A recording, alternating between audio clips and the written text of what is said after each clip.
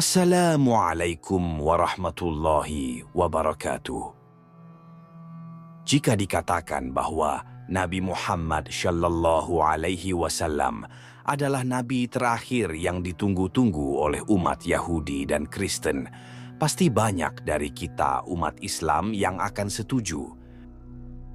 Karena di Al-Quran memang terdapat ayat-ayat yang mengatakan bahwa kedatangan Nabi Muhammad Shallallahu Alaihi Wasallam sebenarnya sudah diberitakan dalam kitab-kitab pendahulunya seperti Injil dan Taurat.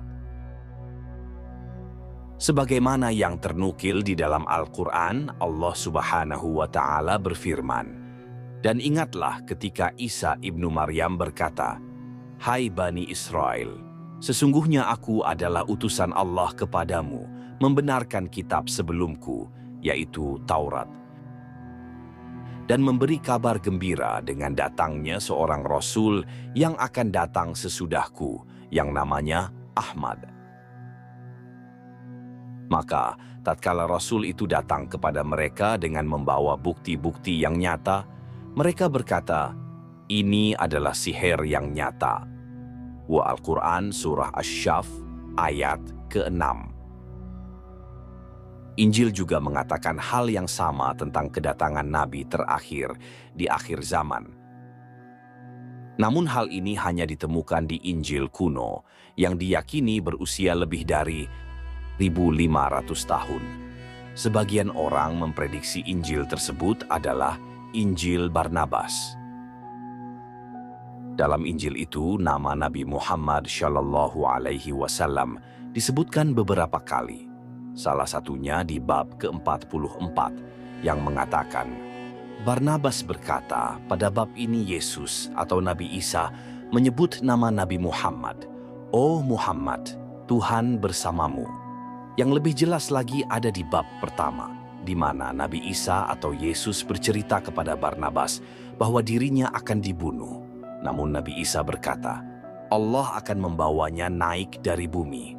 Sedangkan orang yang dibunuh sebenarnya adalah seorang pengkhianat yang wajahnya diubah seperti Nabi Isa. Dan orang-orang akan percaya bahwa yang disalib itu adalah Nabi Isa. Namun Muhammad akan datang, Rasul Allah yang suci.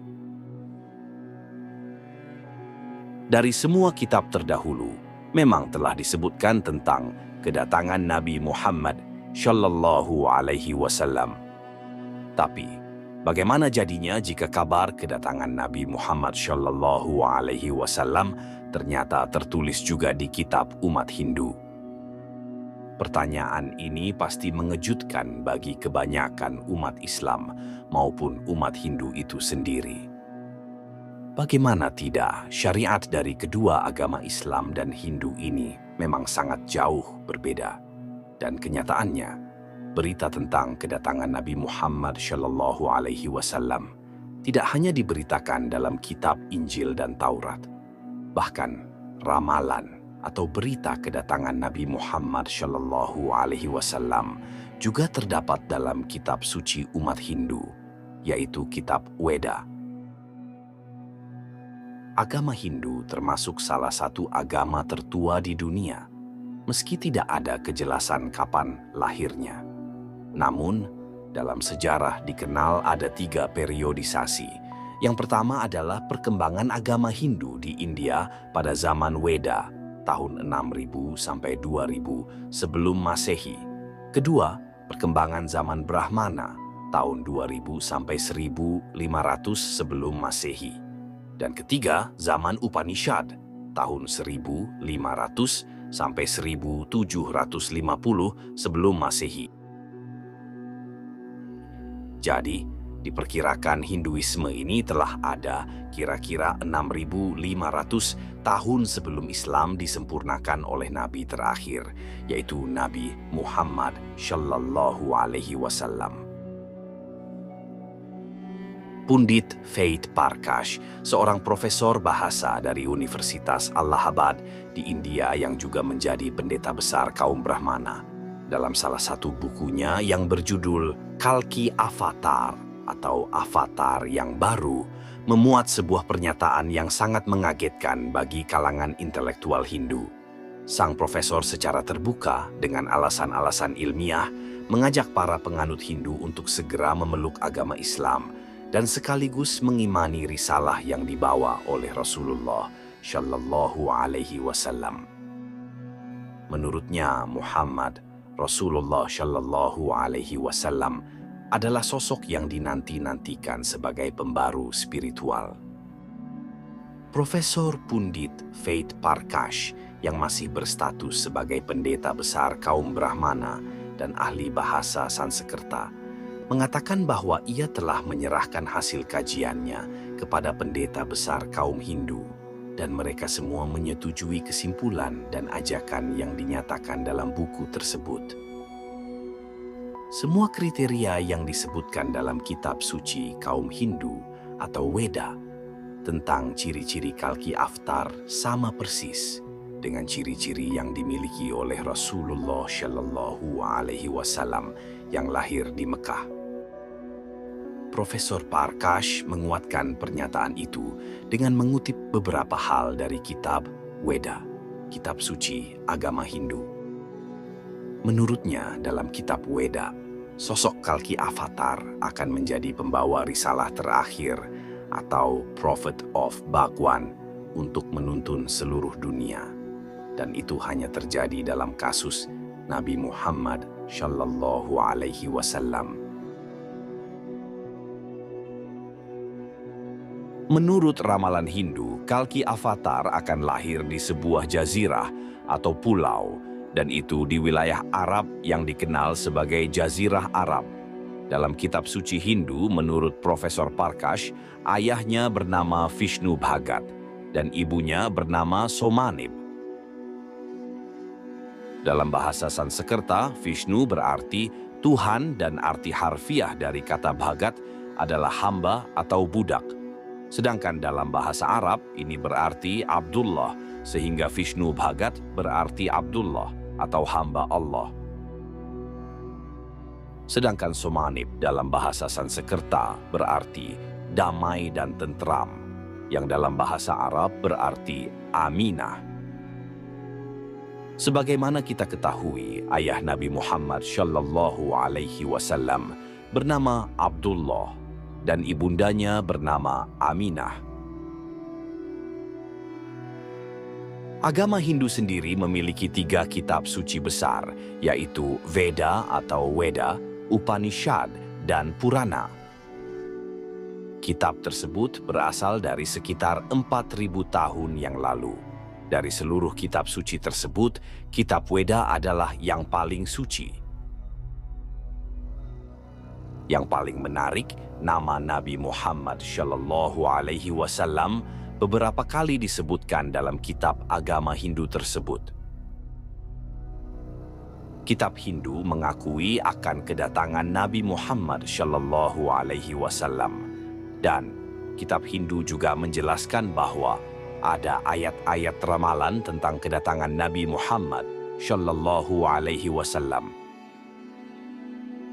Ayat-ayat itu disebut dalam Bhavishya Purana, Pratisarga Parva 3, Kanda 3, Adhyaya 3, Sloka 10-27. Arya Dharma akan tampil di muka bumi ini. Agama kebenaran akan memimpin dunia ini. Dia diutus oleh Ishvarmatma, dan pengikutnya adalah orang-orang di sekitarnya yang kepalanya tidak dikuncir. Mereka akan memelihara jenggot, mendengarkan wahyu, dan mendengar panggilan salat. Mereka makan apa saja kecuali daging babi. Mereka tidak akan disucikan dengan tanaman seimak atau umbi-umbian, tetapi mereka akan tetap suci di medan perang. Mereka akan dipanggil dengan nama Musalaman atau perantara kedamaian. Jika diteliti dengan baik, ayat itu menjelaskan tentang ciri-ciri pengikut agama kebenaran, di mana semua ciri tersebut sesuai dengan umat Islam. Selanjutnya, di dalam Atharva Veda 20, him 127, sloka 1-14. disebutkan kalimat yang mengisyaratkan bahwa kesamaan arti dari nama Nabi Muhammad Shallallahu Alaihi Wasallam akan terungkap kemudian. Mantra 1 mengatakan ia akan disebut Nara Syamsa. Nar berarti orang, sedangkan Syamsa berarti terpuji. Jadi Nara Syamsa artinya orang yang terpuji. Dalam bahasa Arab, nama Muhammad berarti orang yang terpuji. Sehingga Nara Syamsa dalam bahasa Sanskerta identik dengan Muhammad dalam bahasa Arab. Selanjutnya dalam mantra 2 dikatakan, ia adalah resi yang naik unta. Ini artinya dia bukanlah seorang bangsawan India, sehingga jelas tokoh ini bukan dari golongan Brahmana, melainkan seorang yang asing. Selanjutnya dalam Samaveda Utarchik mantra 1500 dikatakan, Ahmad akan dianugerahi undang-undang abadi. Yang dimaksud undang-undang abadi di sini adalah Al-Quran. Dan Al-Quran merupakan salah satu mukjizat terbesar Nabi Muhammad Shallallahu Alaihi Wasallam. Namun, karena orang India tidak memahami kata Ahmad, maka diterjemahkan menjadi Ahmadi, yang artinya saya sendiri. Jadi, mantra tersebut diubah menjadi saya sendiri yang dianugerahi undang-undang abadi. Padahal makna yang seharusnya adalah Muhammad sendiri yang dianugerahi undang-undang abadi. Di sisi lain, nama Nabi Muhammad Shallallahu Alaihi Wasallam seringkali diidentikan dengan nama Ahmad di banyak bagian dalam kitab Weda, bahkan tak kurang dari 16 tempat berbeda dalam kitab Weda. Wallahu a'lam bishawab. Semoga kisah ini bermanfaat dan dapat menambah keimanan kita. Terima kasih sudah menonton. Assalamualaikum warahmatullahi wabarakatuh.